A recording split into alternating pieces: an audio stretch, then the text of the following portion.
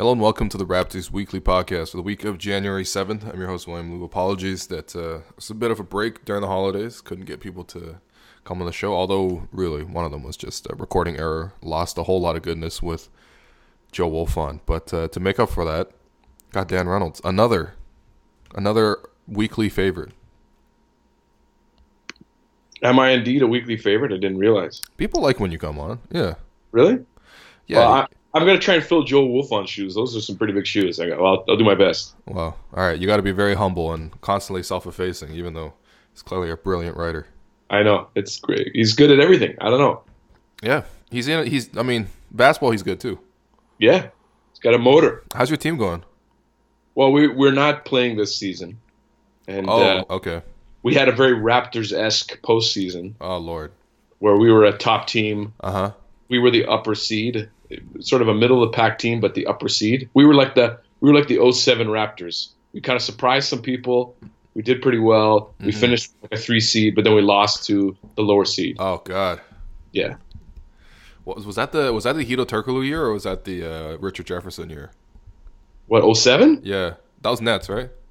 Yeah, that was the one. That was when they played Vince. Yeah. Oh God.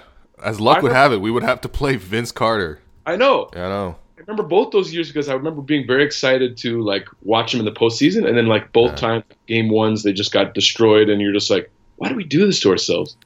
Yeah, I know. And in retrospect, that team wasn't that good. Like, no, it wasn't. When you look at the roster, it was really not that good. We were relying on Jose and TJ Ford. Yeah. Garbajosa was on that team. Was that before or after he broke? No, 08 was when he broke his foot, right? Yeah, I broke his leg. That was awful. That was one of the worst injuries I've ever seen. I always forget the timing on that. I don't think he ever actually played in the postseason for the Raptors. Oh, that's unfortunate. He was big for us. Yeah, and then he's like Danny Green. Yeah, exactly. He was the Danny Green type of guy who could settle things down and make big plays. And then I always forget I think it was the first season he played for us. He hurt his ankle. He broke his leg, and then he came back, but he was never quite the same. And then there was like a whole controversy, and then that was it. It was a sad end to a guy who, like, I shook his hand once. He was at a Raptors game. As he walked by, I was sitting in a good seat, and I shook his hand. That was pretty good. Yeah, back then a good seat was like, I don't know, $50. Well, yeah, basically, yeah. Yeah. And now you can't even get into the arena for 50. All right, well, let's talk about this version of the Raptors in 2019. It's been a bit of an up and down season because, there's been a lot of injuries and the Raptors went through this cold stretch. But after that Spurs game, which let's just not talk about the Spurs game. They didn't show up. It was really sad. We're happy for DeMar that he got his triple-double and got his revenge. But, it's weird. The revenge energy was weird because it was like, oh, look how determined DeMar DeRozan is to get revenge on the Raptors for wronging him. But, like, I never saw that energy when he went up against LeBron, ever. Yeah. You would think, after, like, getting swept and losing in the playoffs, you're like, all right, come out and get revenge on J.R. Smith. But, no, J.R. Smith shot 75% from three. It is kind of funny to consider, like that. First off, that game very much was like the '07 playoff energy, in that, like, everyone was excited. Oh, man, Kawhi's going to go on his sort of, like, he's going to really try and kill the San Antonio sort of mood. And instead, like, within 5 minutes, it was like, and I was watching with friends, and we were all looking at each other just going like, well, like, what do we do now? Like this game's over. Yeah. And it was just like, oh, yeah, I guess that's it. And I think you're right. It's funny that, like, DeRozan was just in command. Like, getting the rebounds and everything. Like, exactly. He was working hard, man. Defensively, he was solid too. Like, yeah, you're just like, it's good to see that. Yeah, like maybe if you'd done that, maybe once or twice, maybe. Or was this against J.R. Smith and oh God, whoever else the Cavs put on him? But look, that game was obviously regrettable, but the Raptors bounced back, I think, appropriately, defeating the Milwaukee Bucks. I mean, the starting unit outscored the Milwaukee Bucks by themselves. I think the starters had 118 points and the Bucks had 116. So that was a very impressive performance. We were talking on New Year's Eve about sort of the Raptors as a whole and sort of where the Raptors stand within the East, how they stack up against different teams, and what they might need to do at the trade deadline. So let's just pick up our conversation there.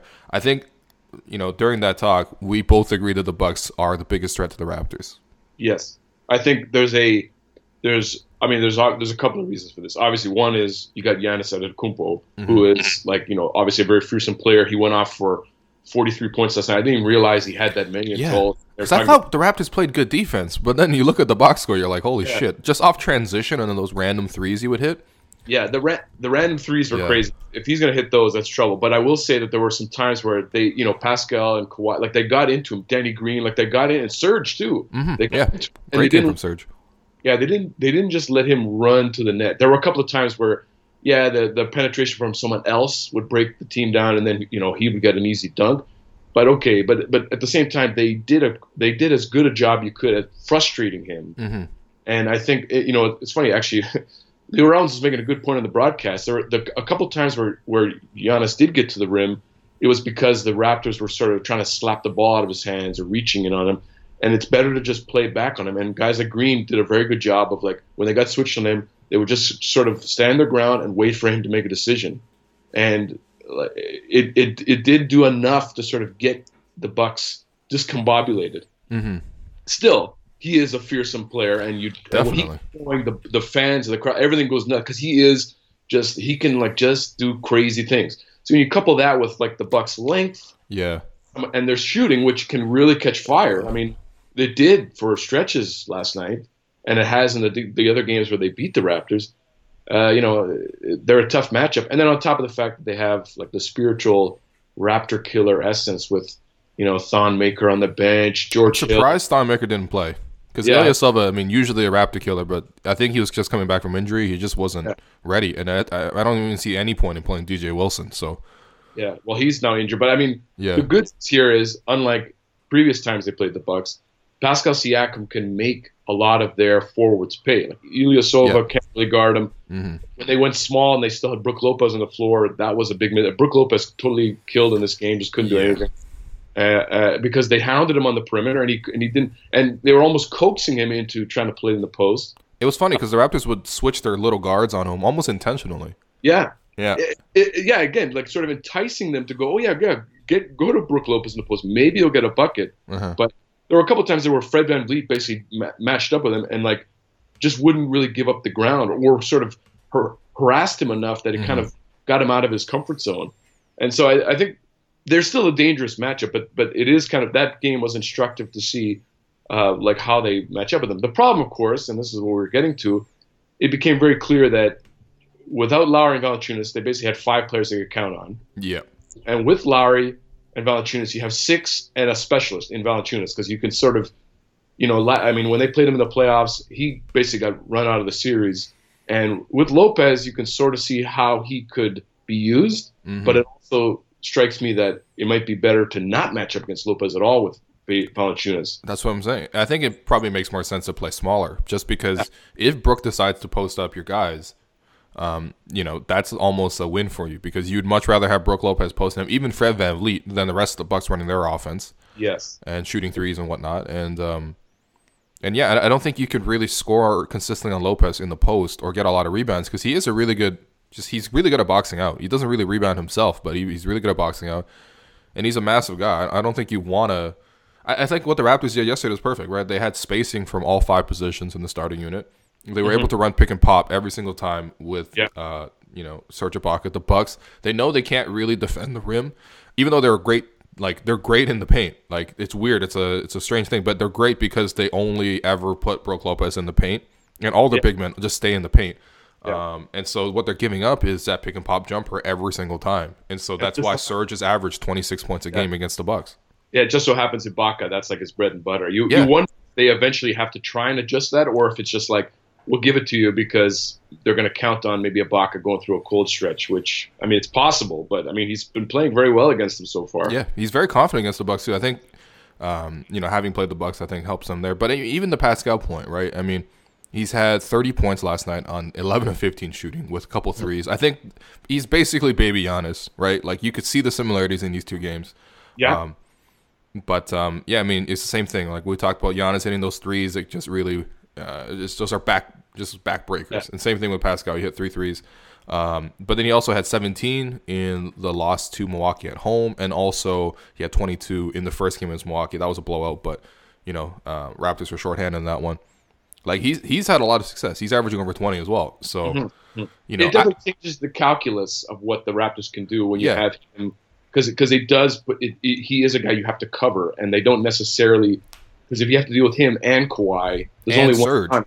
Yeah, there's only one Giannis, right? Like I mean.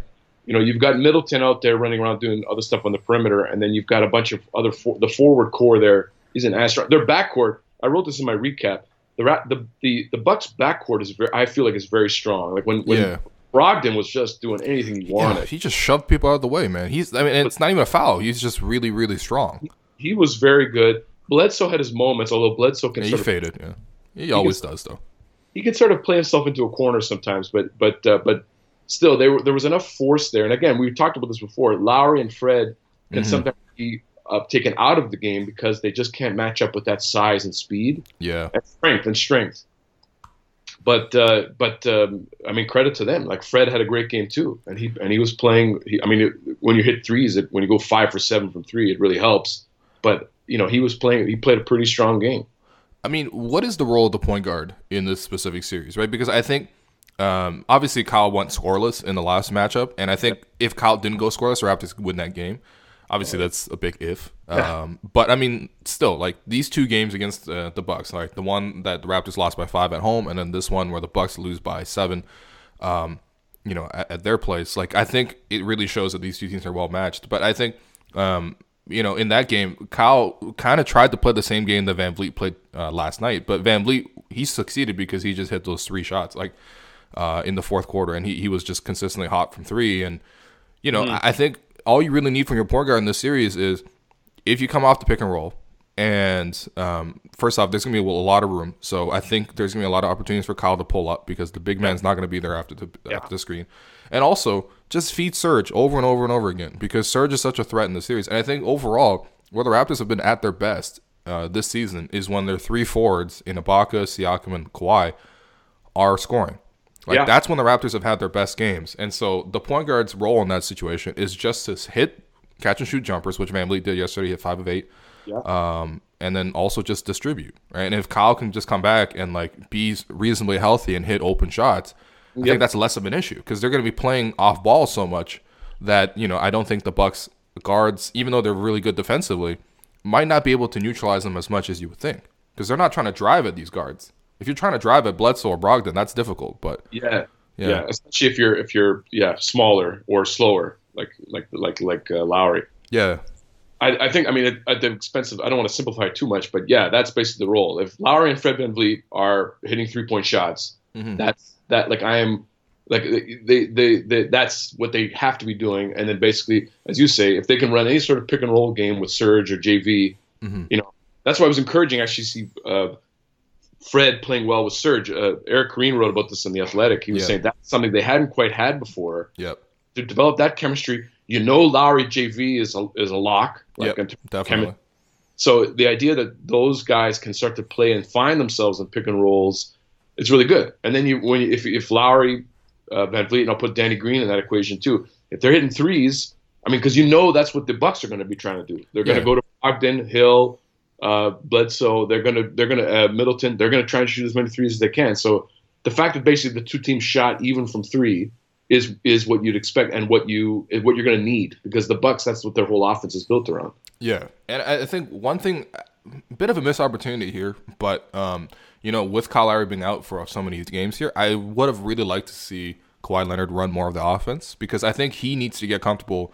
Occasionally as the main initiator because there are going to be matchups like I think this one, for example, against the Bucks where it's not always advisable to run your offense through the point guard in the pick and roll. Most teams you can do that, but there are certain teams that you won't be able to do that as well. And so in those games, I want to see Kawhi handle the ball. I want to see him run pick and roll. And I thought last night, I guess, Kawhi running pick and roll with Serge, that was also a pretty effective combination. There was a pocket pass that Kawhi made to Serge. Look, it's not that hard to play pick and pop with a big. That's right. It's like the best thing to do. If you're a point guard, you love the fact that you can play pick and pop because either you're getting an open layup or there's someone shooting a jumper. Yeah, and it's an easier pass to make than trying to thread the pocket pass especially against NBA defenses. Mm-hmm. I mean, I always say in rec league, everyone wants to pick and pop, but the shots are lazy. Yeah, but it's like, but ironically in there, it's like, yeah, the roll would be better. In the NBA, the roll is tougher because of course, you've got a lot of bodies, a lot of arms, a lot of things happening. You're right. If you have the luxury of a guy like Serge just standing at the elbow, shooting 60% or whatever, it's like, yeah, it's pretty good. Yeah, I think you're right about Kawhi. It's funny, like a game like Utah where he just decided like. Yeah. One decided to just force the refs to make calls, but then he just kept making plays. Mm-hmm. Here, there were a couple of possessions where I think Fred did a little too much dribbling, or they had a weird time trying to get him the ball. Yeah, right. Then someone commented on the recap on HQ saying like there were a bunch of possessions on the stretch where Kawhi tried to do too much. But to me, it's like there's a very comforting feeling from remembering that like he can just get a shot. Like he might miss the shot, but there were a couple there where it's like there was one baseline near the end there where he just like got to the baseline. It's like it's over. Like over Tony Snow. Yep. He's getting the shot, and there's like it just feels like it's going in every time. Like, and I like that feeling. Like you just know that like that's a good play, and you can get it like 8 times out of 10. Yeah, I thought the Raptors also made a concerted effort to go to Kawhi a little. I thought Kawhi was fading a little bit towards the end. Like he did play a lot of minutes and those really high intensity minutes, but. And that's why he's not playing on the second half of the back-to-back tonight, which makes sense. Like if this was a blowout or whatever, then yeah, he would play. But I think it also did help the Raptors' defense because I think the only one thing that the Raptors were more concerned with, not really with the scoring, because the Raptors were already nursing like an 8-9 point lead. Yeah. All they really wanted to do was make sure the defense was set. And so, one benefit to having a guy go one-on-one like that, and especially generally speaking, the Raptors kind of can predict what kind of shot he's going to take, and they're not crashing the glass.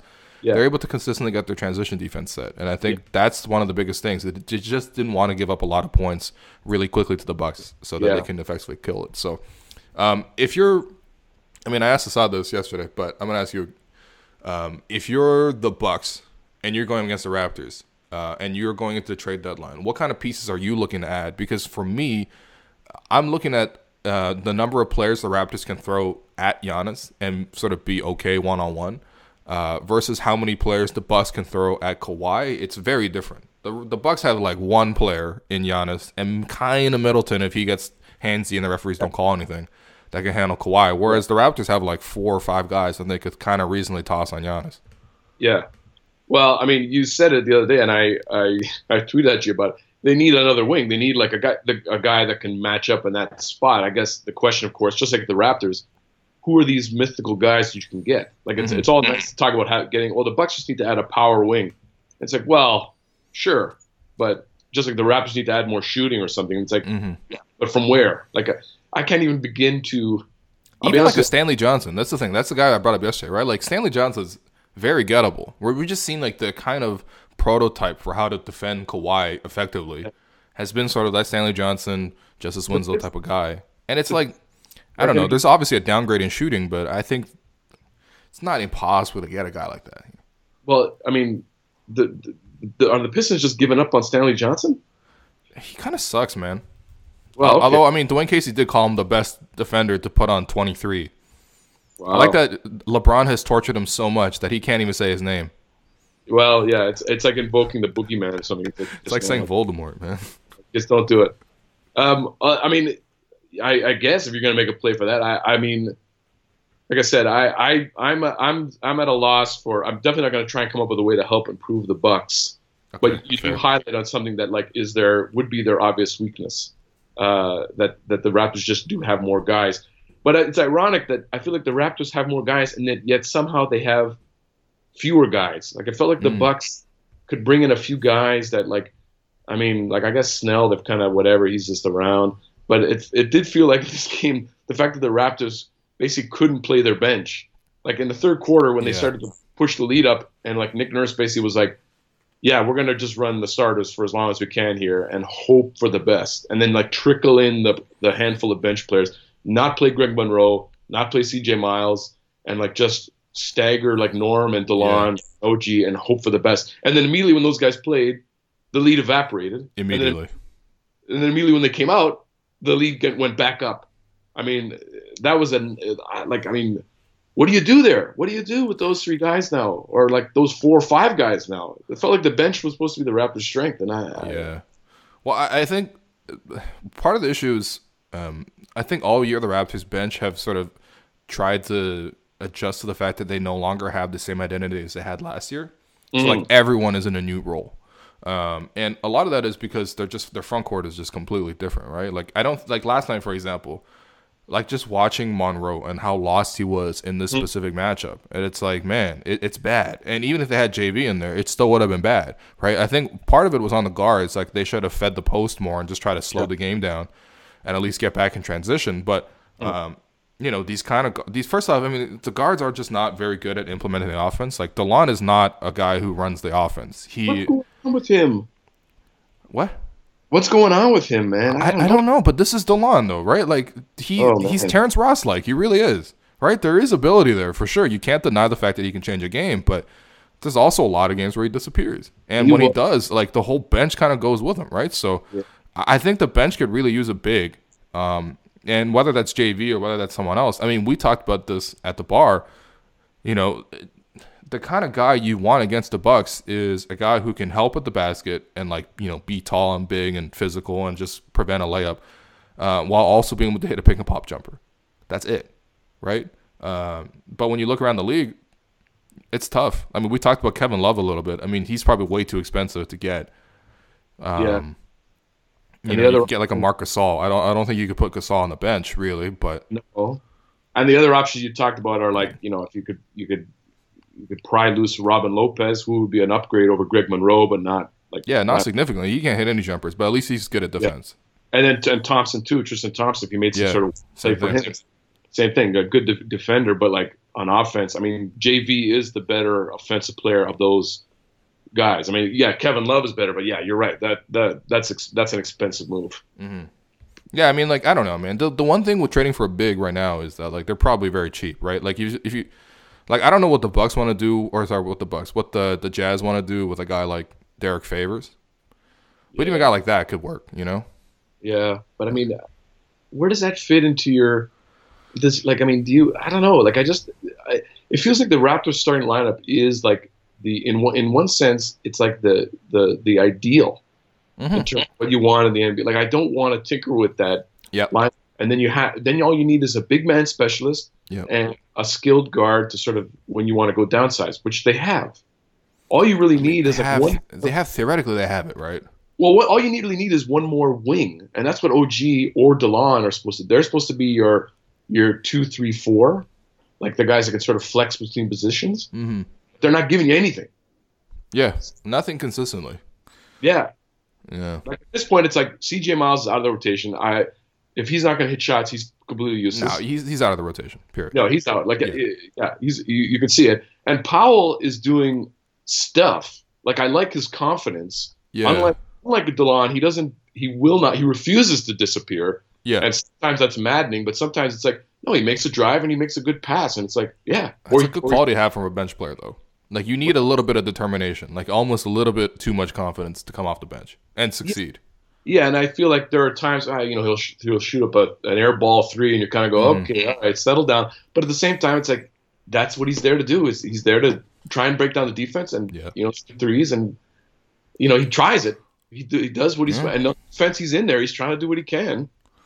I mean, if the Raptors could have like an Otto Porter type off the bench. I mean, again, this is pie in the sky stuff because Otto Porter is getting paid a max contract. But that type of player coming off the bench, or if Norm could be consistent, that's the issue, right? Because a lot of these bench guys, like they haven't been consistent to the point where you can count on these guys. And even if you look at it from the frame of, okay, look, you just need one of these guys to succeed and come through, there's still an actual tangible time element that you got to give to these guys to see which guy's hot. And during that time, you might already have bled 5 or 6 points, so that when you do find the guy who's hot, it doesn't really actually matter in the end. You're still a net negative, right? Yeah. They could use a bench scorer a little bit, guy who can handle the ball a little bit, even like an Evan Turner. Ooh. Yeah.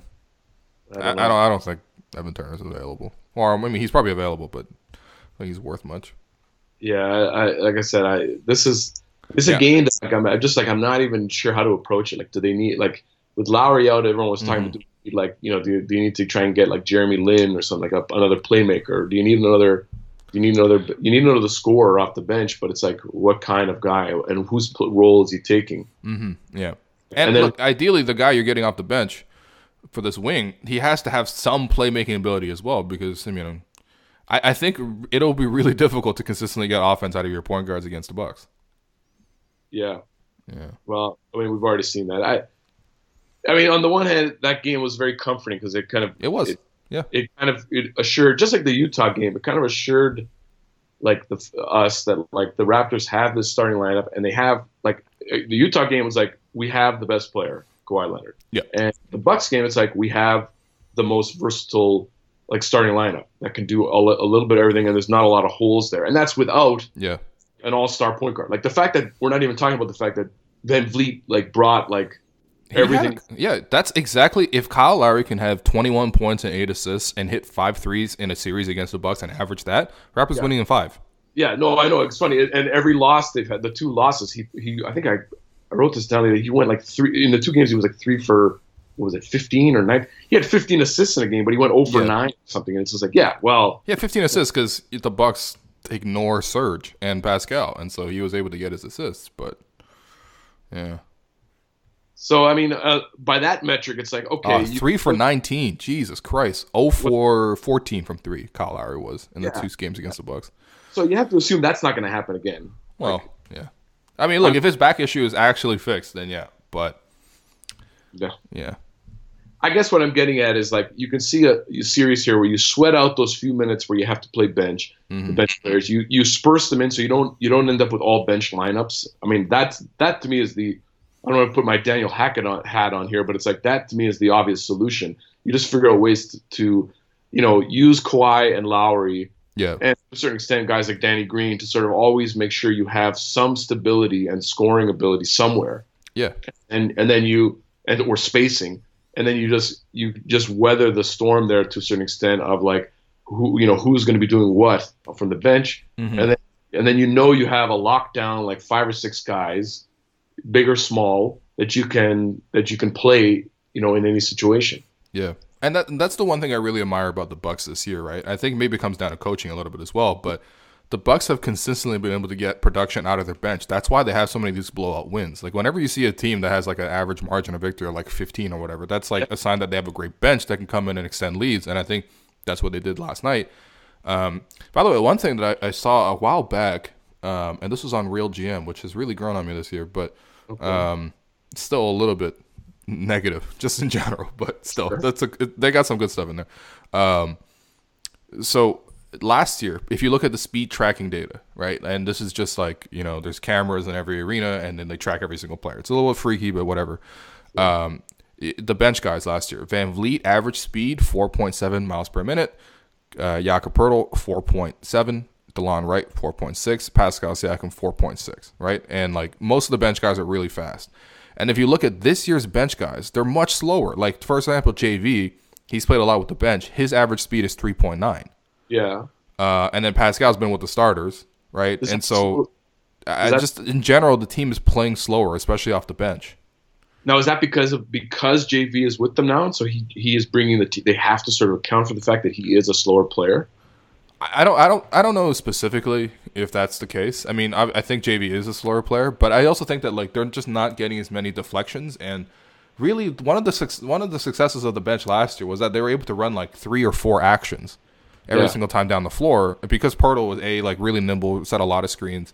They also had multiple playmakers as well, and also CJ was an actual threat. So you take away CJ, you take away like the mobile guy. Even when Serge goes with the bench, he's not exactly mobile in terms of how he's playing. Like it's not like Poeltl. Poeltl was set like 4 or 5 screens. Yeah. And Monroe's obviously not that either. And yeah, all of a sudden you're not getting that kind of that opportunity on offense, and also you're not getting any like great defensive play off the bench. That's also a concern too. There's no offensive or defensive structure off the bench. Which again is frustrating because it's like, like DeLon and OG have the tools to be solid perimeter defenders. I mean, that's why everyone was high on OG. The fact that he can like get out on guys and sort of muscle up inside. Like I don't know what the solution is other than like there's still a way to stagger this team where it's like, you can, like, for example, take Kyle Lowry out of the game, put Fred VanVleet in his place, and then have Lowry play with the bench, just like you did a couple years ago. And then, then you have your Lowry JV pick and rolls. Mm-hmm.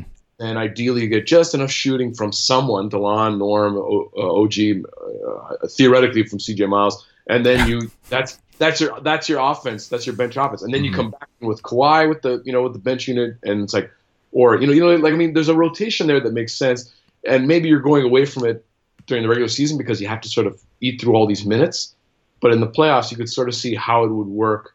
And I can already picture the box scores that it's going to be the 5 starters, and then it's going to be like 20 minutes from Fred and like 12 minutes from JV, and then 3 minutes for one of those other guys. And that's it. Like, there's just not enough. There's just no other way to win games. Like, it just doesn't make sense. Yeah. All right. Let's do a quick preview of next week before we get to answer the questions. So the Raptors play the Pacers later today. Let's make a prediction on that one. So no Kawhi. Kyle's apparently questionable. That feels like a schedule loss to me.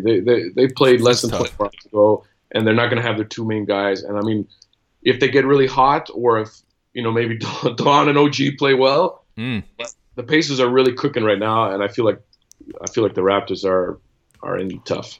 Yeah, and they're looking for revenge too. Yeah. That ridiculous game. I was gonna say, yeah. I mean, look, they after the Raptors stole that win. Really, they stole that shit. Yeah. The Pacers have won 6 straight. Now they haven't beat anyone impressive over that time. It's Brooklyn, which is actually not a bad win. Brooklyn's been playing well, but Washington, Atlanta, Detroit, Atlanta, Chicago. So it's not like a great 6-game win streak, but and they've had to, they went to OT with Chicago and had to have a lucky 3 from Victor Oladipo to win that, but. It's going to be tough. Yeah, I mean, look, if they don't have Kawhi, they don't have Lowry, then I don't know. If they do have Lowry, though, I'm interested to see how that game goes because, Lowry's pretty important. And I don't want to count out the Raptors when they have Lowry. Like, they've consistently kind of overachieved. I will say this. That to me is Lowry's greatest skill. When Lowry's in the game, guys like DeLon and OG, they play better. Well, I mean, Lowry actually just knows what he's doing. The rest of the team kind of doesn't, So, but I'm just saying he puts them in positions to succeed, and I feel like that's one of his greatest skills. Like it really is. That's why when people say he's the most important player. It's because Kawhi is a world of himself. But to a certain extent, Lowry knows how to use all of his teammates and better, and then as a result, he gets better, and then the team gets better. So, it'll be interesting. Yeah, you're right. If he does play tonight, it'd be interesting. But I'm not holding my breath. All right. Atlanta, that's a win. Yeah. Yep. There's nothing to be said about that one. Brooklyn, at home. The Raptors have had a bit of trouble with Brooklyn, and they obviously lost to them earlier this year.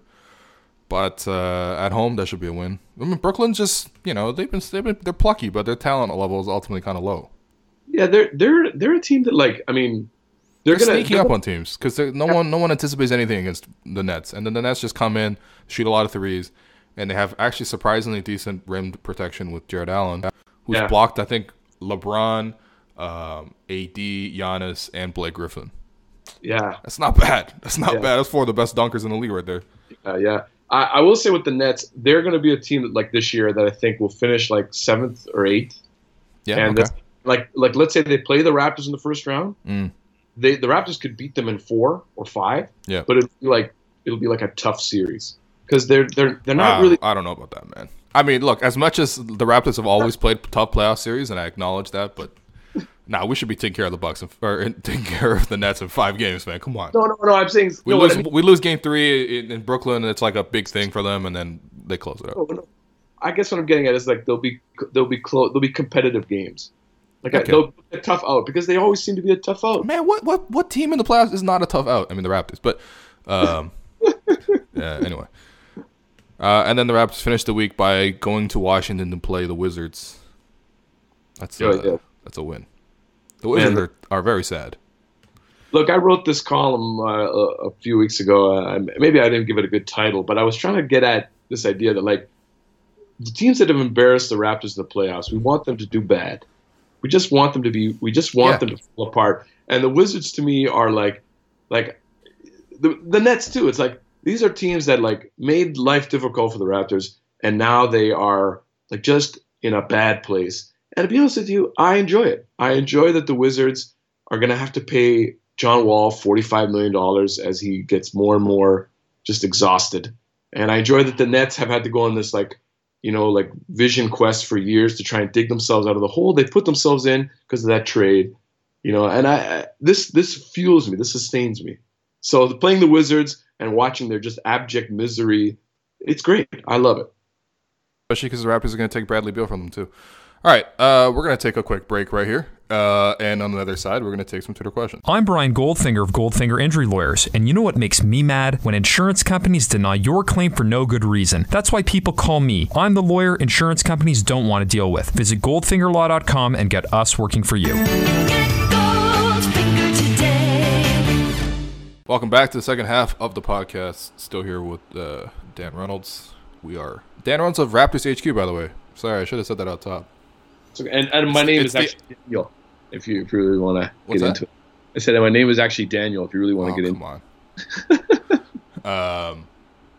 Yeah, I mean, there's another Raptor site out there that people read other than Raptors Republic. Yeah, I would say we're doing pretty well. Oh, okay. All right. The higher tide floats all boats kind of thing. But, all right.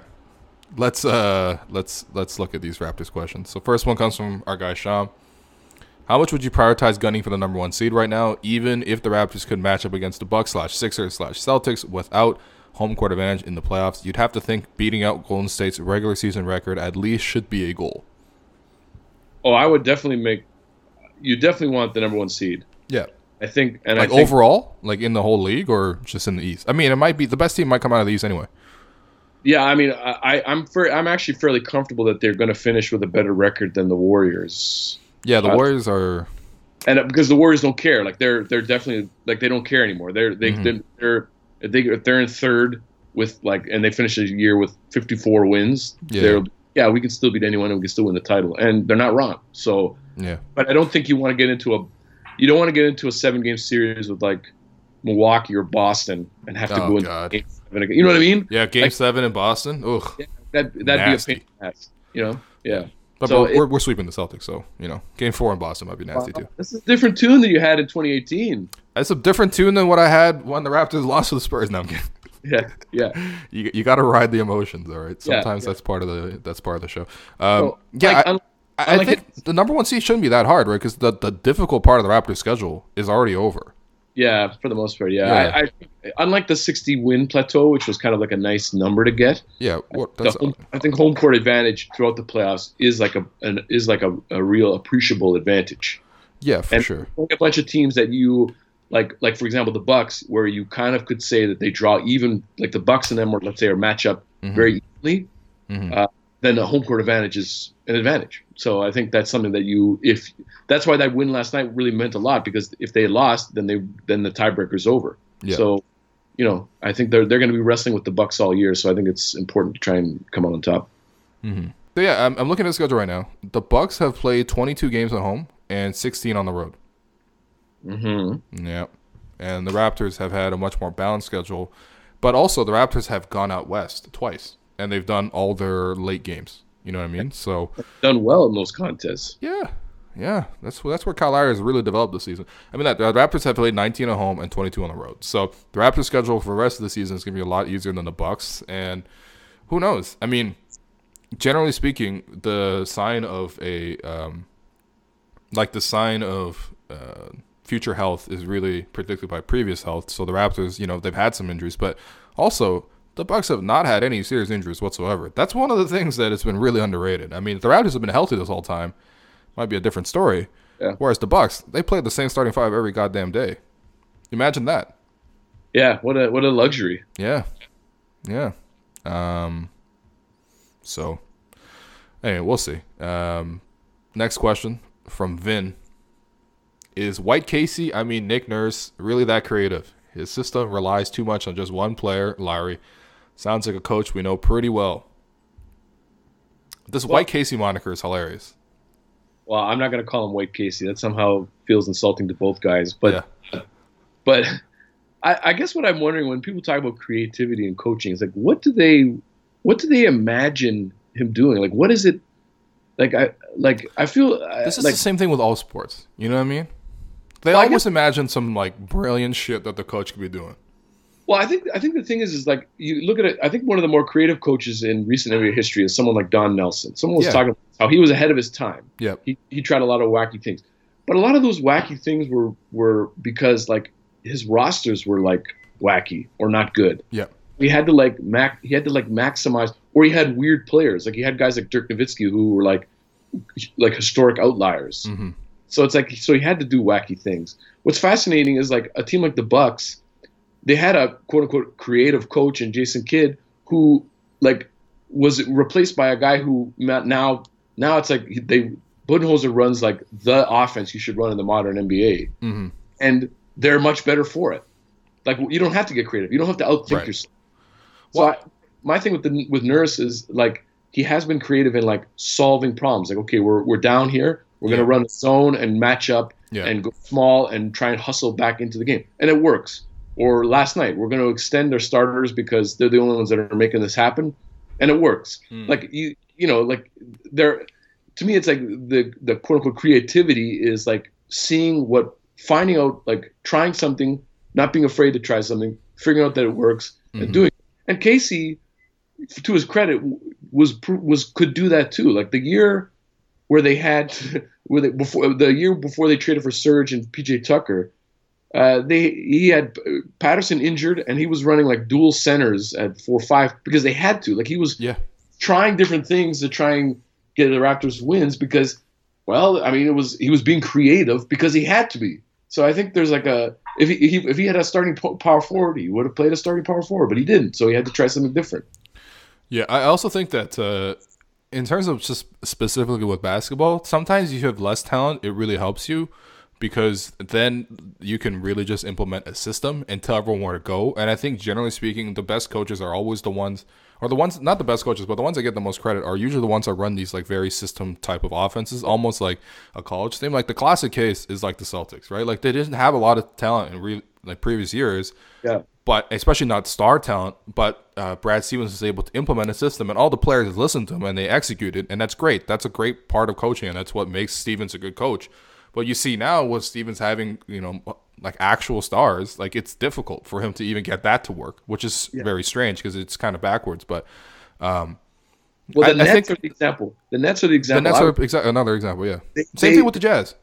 Yeah, they have a talent gap, but they're always competitive because they have a system, and they know that the modern NBA is about shooting threes, so they have a lot of guys who are shooting threes. They may not hit a lot of threes, but the point is like they have a system in place that puts them in a position to take advantage of what the league is now. Yeah. And then, the gap is they don't have a top 5 or top 10 player, right? And if you do, what's so bad about relying on that guy? Like, I mean, that's what Raptors fans have always wanted, right? That's the issue in previous years was when you rely too heavily on guys like DeMar DeRozan in the playoffs, that might not translate because their production's going to go down.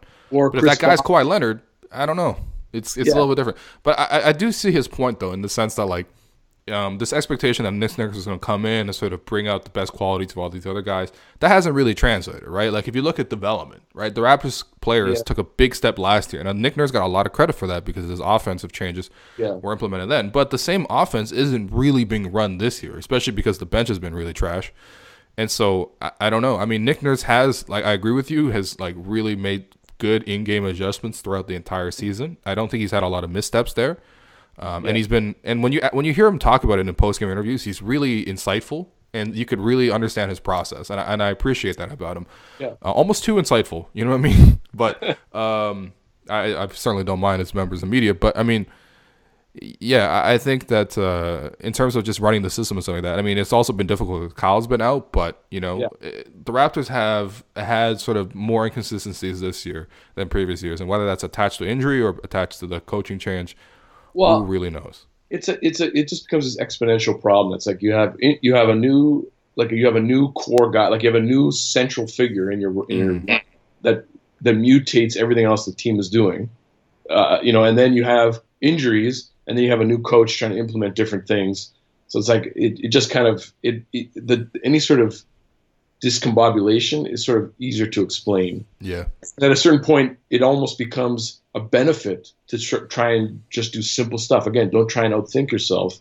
because it's like sometimes you just need that continuity. Like just run a pick and roll. You don't need some elaborate thing. Just run a pick and roll, set a good screen, generate a shot. You don't need to do some crazy thing because it just overly confuses everyone. Yeah, for sure. All right. Next one from Chicks Dig DeLon Ball. Oh, yeah. Ironic because DeLon can't shoot it. If we're desperate for shooting, like some people think we are, I mean, I don't think some people. I think we're all pretty on the same page with the Raptors not having enough shooting. Where can we find emergency relief? Who are some possible names? Well, we were talking the other day about like playmaker shooters, like guys like Jeremy Lin and like, someone mentioned JJ Barea or like. Yeah, I'm good. Have you seen JJ Barea play outside of Dallas? It's really bad. Fair enough. Or even someone like Devin Harris or the guy Joe Mullinax who runs the Memphis SB Nation blog, Grizzly Bear Blues, messaged me because he was checking to see like what trade the Raptors would be interested in. Like, would you trade? Let me look this up. Would you trade? Talk to me about Shelvin Mack, man. Come on. No. But would you trade for JaMychal Green? What? Would you trade for Phil Sell? Oh, sorry, not Phil Sell. Wayne Selden. That's gonna be a hard no on both. Okay. I don't think JaMychal Green is. I just don't think he really fits what the Raptors want to do. Okay, that's fair. Yeah. I'm just like, well, what other shooters are there? Is Troy Daniels still around? Can he shoot? I mean, come on, man. I'd just rather have Fred VanVleet. At least VanVleet can dribble a little bit. Maybe he dribbles too much, but he can at least physically dribble. Well, this is sort of the catch, right? It's like everyone's like, you need more shooting. It's like in baseball, like you need more pitching. It's like, good pitchers is only half, or you need a good quarterback. It's like, but there's only like 5 of them. So it's like, what are you going to do? Well, one way to look at this is like which teams are actually going to sell, right? I think the Knicks are going to sell, the Cavs are going to sell, the Bulls are going to sell, the Wizards should sell. They're kind of iffy, but I think they probably will sell. Atlanta's going to sell. Orlando's iffy, but I think actually Orlando wants to make the playoffs this year. Make a trade for Terrence Ross. I'm not getting Terrence Ross, man. Stop trying to trade Terrence Ross back onto the Raptors. No, I'm done. I'm good. Good shooter. Yeah. Bro, his playoff numbers are so bad. Okay, but the point is, so basically what you're saying is there's a handful of bad teams. Who are the shooters on those teams? I mean, that's why you get so much interest in a guy like Wayne Ellington, for example.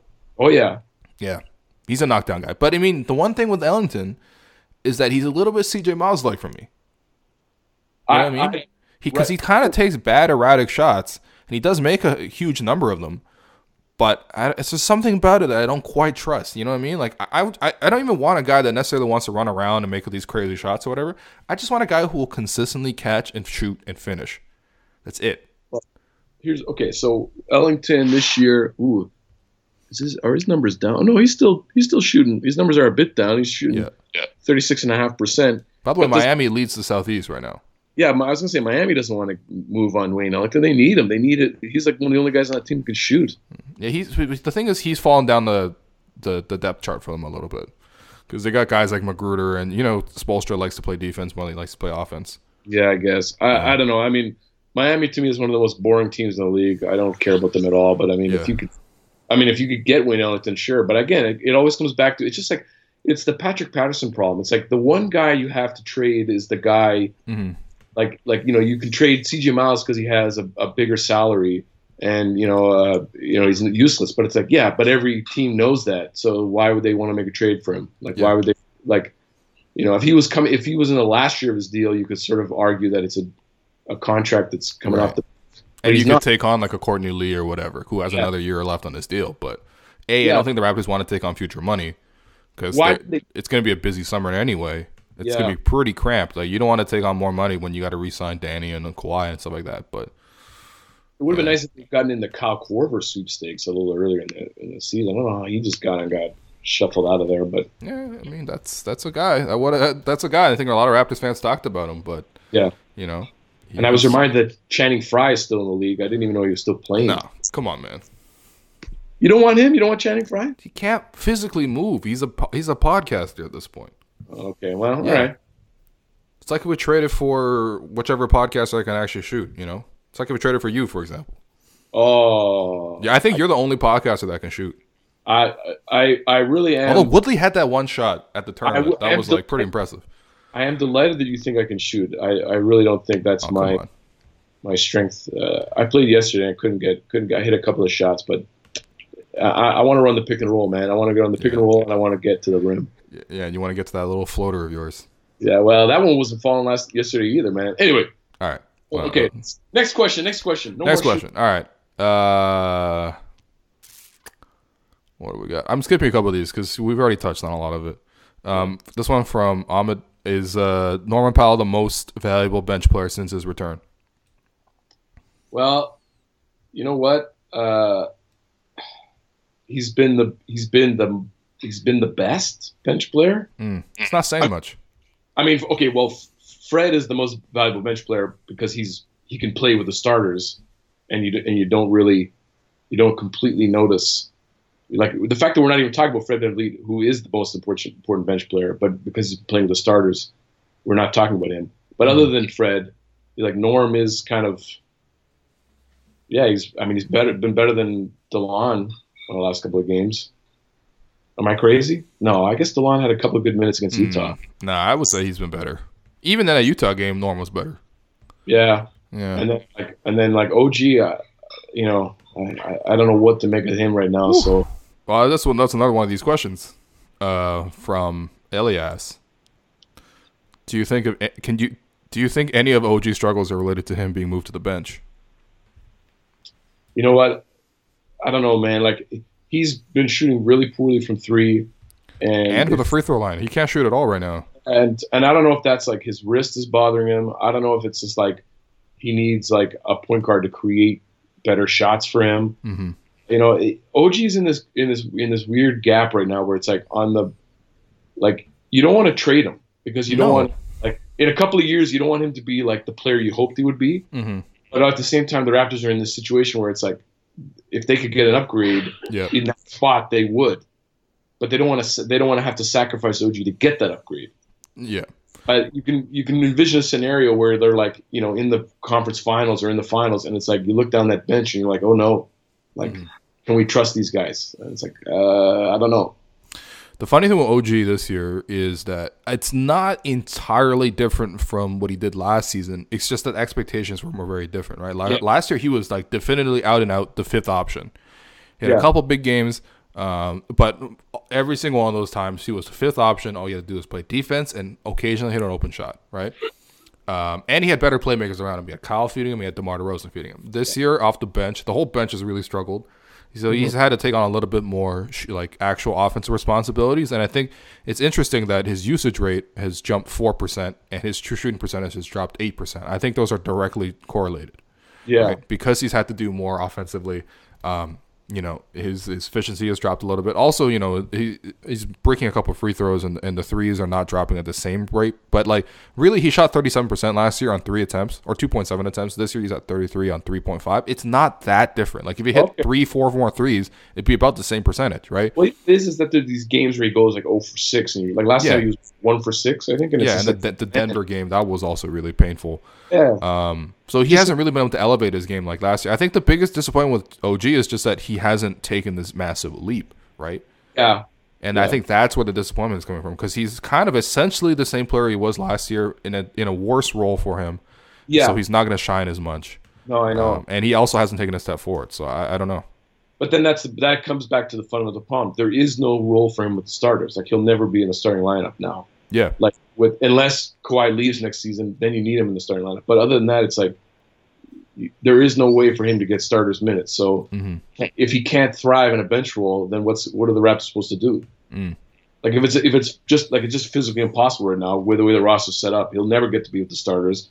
Well, we'll see. We'll see if Danny Green, for example, resigns. Right? If there's not that the Raptors don't want to resign him or whatever, just if there's enough money or stuff like that.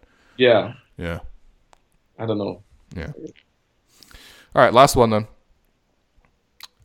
From Brian. Is there an overreaction to the bench since come playoff time, most of these players will be glued to the bench anyway? My concern is more the minutes that have to be logged by the starters when the bench is so ineffective. Well, you know what? We play this game every year. Yeah. Every team. I mean, look, man, the Warriors are playing their starters tons of minutes. Yeah.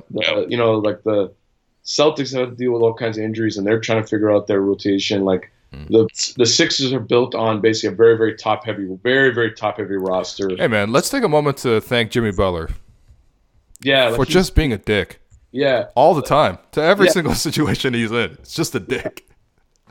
So like, I mean, the difference between playing Kyle Lowry 32 minutes and 37 minutes. I mean, there's a difference there, but it's like, I don't know. The starters do want to play, right? Like they do want to. Like last night, I'm pretty sure Kawhi, when he was not taking on the third quarter, I'm pretty sure he wasn't going, man, I really want to get my minutes down. No, he wanted to win the game. He wanted to play. So, like, I don't know. I mean, the wear and tear is a concern. It's obviously it opens you up to a greater risk of injury. But I mean, these guys are starters because they play heavy minutes and because they're good. And in the playoffs, if you can't get up for the playoffs and you can't be willing to put in like big minutes, like, well, and what are you in the NBA? Like, what are you even hoping to achieve? And look, I think Brian and Cynthia had something really clever here in the sense that the Raptors in previous seasons have had to rely on sort of the sum of their parts. And a lot of that has been their bench has been very solid, and that helps the Raptors win a lot of games in the regular season. Yes. But come time for the playoffs, the bench always fell off, and then the starting unit was always kind of iffy in the first place, and then the starters got exposed, right? Yes. This year is the complete opposite. The bench has been trash, and they almost concede a lot of games for the Raptors.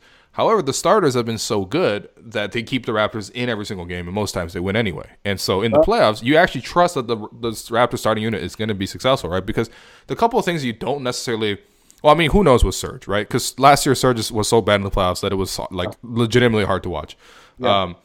I think Pascal's going to be fine in the playoffs because, look, they're already letting him shoot open threes. He's doing that at a successful rate, and it doesn't look unsustainable. He's hitting wide open threes. His form looks good. It's different. It's a lot more compact, and it's repeatable. He did hit the side of the backboard yesterday, but yes. He still shot 3 of 5, though, right? Yeah. So that's not bad. And he hit the 3 in the fourth quarter, too, and he looked right at the Bucks bench, which was hilarious. Yeah. I think, like, who was it? Like Pat Connaughton stepped off the bench to try to yell at him or whatever. It's always one of my favorite things is when like the bench tries to disrupt and play defense. That was a Dwayne Casey classic. Yeah. Oh my God, Dwayne would get slide his feet, stuff like that, man. Don't do that. Dwayne was a 6 man for real. I think you hit on something important, and thanks to that question too. It's like you're right. Like you do trust the starters more, and you're right. They're not going to play.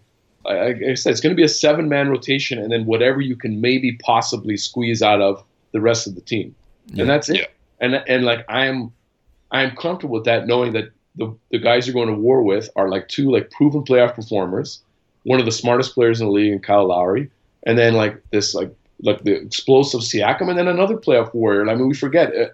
Ibaka had a terrible postseason, but like last year, but like he is still a guy that's gone quite a ways. Oh yeah, he's had good playoff moments before. It's not the outlier is what Serge did last year, not Serge's career, because he's kind of consistently been in the playoffs. Yeah, that's what we forget. It's like he went to wars. I mean, like literally, he grew up in a war, but like he went to basketball wars. All right. Blake mentioned this, and I thought it was like it's like this guy swung like back in like 2012 or whatever. When he had the like leg injury that like swung the series. The Spurs series. He was incredible in that one. No one could score at the rim and he was going against Tim Duncan. Granted, it was 6 years ago, but it's still like he still can play. He still knows what he's doing. Anyway, it comes back to I've been meaning to upgrade these. I wrote it last year.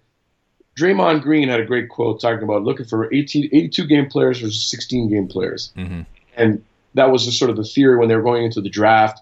When they were looking for players, it's like they don't need superstar talent, but they need guys who can contribute in the playoffs versus contributing in the regular season. Because if you can't contribute, if you can do that, you have a value to the Warriors. By the way, that is funny because the Warriors drafting recently has been trash. Like, fair enough.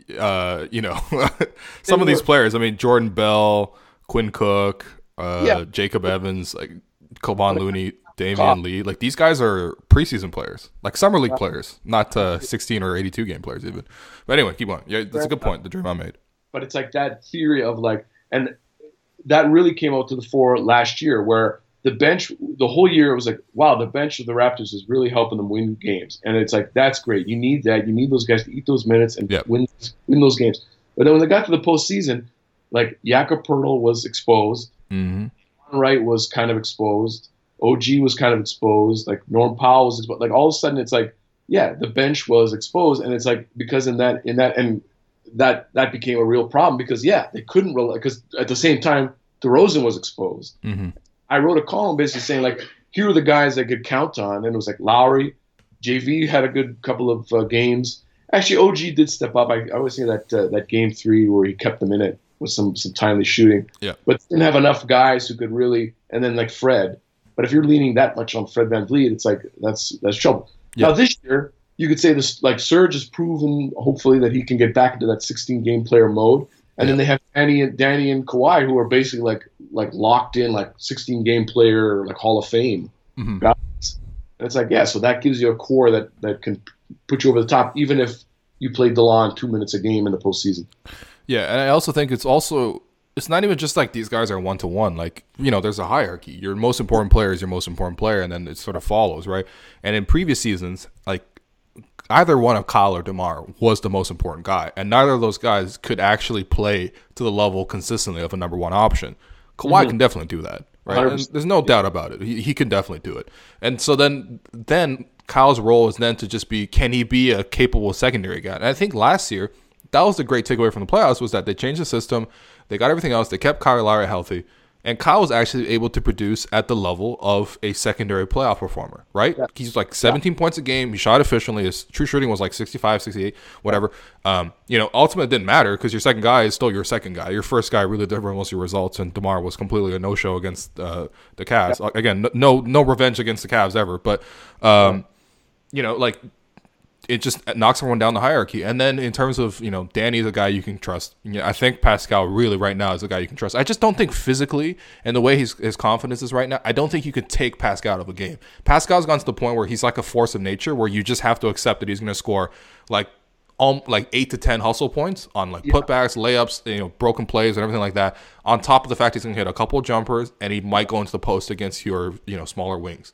And then by the way, he's going to block Giannis at the rim and make some crazy defensive plays. Defend everybody, man.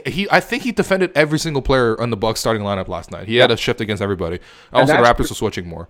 Yeah, well, the switching worked. Like the Bucks are a very switchy team, but like the fact that you could put Pascal basically on anyone on that roster, and not have to worry about him being on an island with Eric Bledsoe. Yeah, it's that's not a problem in any dimension. So it's okay. Yeah. And we saw him against John Wall last year. So, Pascal's got that defensive versatility. And then at that point, JV is a guy who's going to consistently produce for you in the playoffs, right? There are difficult matchups for JV, but let's not pretend like JV has not played well in the playoffs on the whole, right? No, and so, if JV is your fifth guy, that's pretty good. Yeah. Whereas before, JV, we had series where JV was the number one guy for a while. Yeah. That Heat series and even that Pacers series. But seriously, especially that Heat series, for 3 games, JV was the number one guy. Yeah. And you know what I mean? That's how ill-equipped the Raptors were going into the playoffs. Now JV is your fifth guy. He's a great, this is what I'm looking forward to with JV, is he's a great specialist. Yeah. Where you can sort of see you could, even let's go pie in the sky here. Let's say they play the Warriors in the finals. There's not really a place for him, but then, they get DeMarcus Cousins back. You might need someone to body him up for a little while. If you play the Sixers, you definitely want him around. You know what I mean? All of a sudden, it's you don't need him to do everything, but the fact that you could throw that curveball in there where it's this guy's going to muscle up your big guy and make you play him in the post. There's a vibe. But then again, if the game speeds up, take him out. No big deal. Take him out, and you got players for that too. Yeah, there you go. Well, Daniel, we could do this forever, but we both got days to enjoy, afternoons to enjoy before we cover the Pacers game. So thank you for coming on the show. Follow. What do you want? What do you want people to follow? I always say follow me at aka_Raptors. Raptors. Okay. aka_Reynolds, or of course, Raptors HQ. And those are the spots, man. Wow. What about all your movie stuff? Well, you can read my movie stuff at Brief Take, Pop Matters, and I got a new site, Spectrum Culture, that I'm going to start contributing to as well. Ooh, what should we look out for at TIFF these days? TIFF, guy, it's January. I don't know what's coming at TIFF next year. Oh, okay. Or you mean No, like? no, I mean like what's in the light box right now, whatever. What's a movie people should be seeing? Because you're on top of this shit. I mean, I can't believe you didn't like Shoplifters that much, man. No. I saw it again, and it's very good. Shoplifters is something you can watch. Yeah. It's in the Lightbox right now. They're doing a series of films from 1999, which is very exciting. Okay. And I'm actually going to miss the first bit of the Pacers game because I'm going to watch a James Gray movie. James Gray is a director who's made some interesting films, and they're doing a little retrospective of his work. He was actually in Toronto talking doing a talk yesterday. So that's good stuff. And if Border is still playing, Border is a pretty weird film. Go into that film. Don't read anything about it. Just go and watch Border. Mm-hmm. It's a little grotesque. It's a little uncomfortable, but it's also pretty good. It's also surprisingly good.